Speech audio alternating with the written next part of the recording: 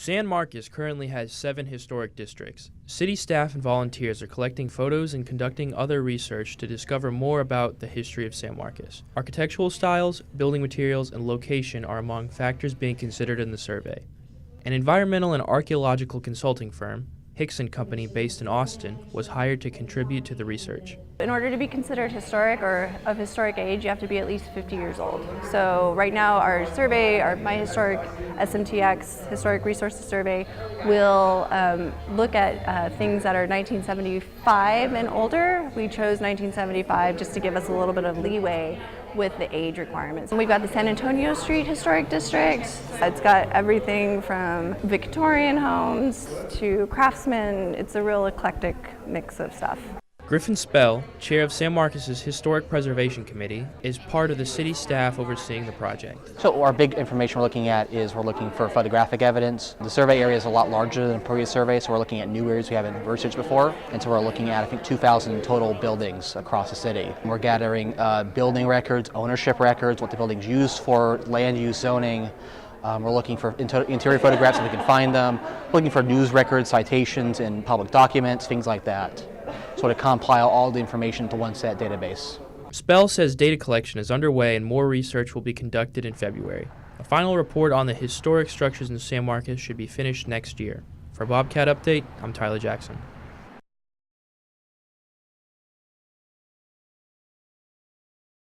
The dog park is located on Charles Austin Drive. It's being renovated and expanded with several new amenities, including more water fountains and shady areas. I'm looking forward to coming here whenever it opens so I can take her around and let her get some exercise and get her energy out and stuff like that. And I honestly, personally, I like to meet other new dogs and play with them and meet other owners and just talk about our children. The city of San Marcos is also adding ADA accessible routes to increase ease of use. Well, there's definitely huge improvements. There's definitely a lot of more space. There's more shade. The water is actually working over there and over there, which is very nice. The additional space will promote grass growth and let the city perform regular maintenance. For Bobcat Update, I'm Tyler Jackson.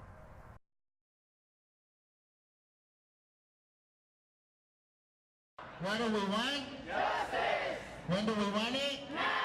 What do we want? Justice! When do we want it? Now! Okay, ahora en español, now in Spanish, okay? ¿Qué queremos? Justicia! ¿Qué queremos? Justicia! ¿Qué queremos? We are here to send a strong message to the legislation here in Texas. So here to slay, we kind of black people were the ones that created the term slave. So we want to credit them and say that black and brown people are in this fight together, that we need to be in opposition to the criminalization of our communities. I sit on the board of the Black Trans Women Incorporated that's based in Dallas, Texas. I also sit on the board of Trans United Fund, which is based in Washington, D.C., and Trans Person of Color Coalition that's also based in Washington, D.C. What brings me out is I want to express my disgust with the attempts once again to pass anti-trans legislation like HB 40, HB 46, HB 50, and SB 3. A lot of this attack on the human rights of trans people is coming because they're upset they lost on marriage equality, and they feel like that they can get an easy win in the culture wars by picking on the trans community. I foresee that, yes, there will be some bumpy times. There will be some times when we lose some of these political fights. There are some when we're going to win, but the overall trajectory is pretty good. I'm a little disturbed. I've been disturbed ever since 2013 when the same-sex marriage law was ratified. It seems that a large number of people are under the impression that they have the right to do whatever they want to do in their bodies. And the truth of the matter is that we all must honor God in our bodies. I would prefer that they would use the restrooms that they, with the gender that they were born with, because that poses a risk to children.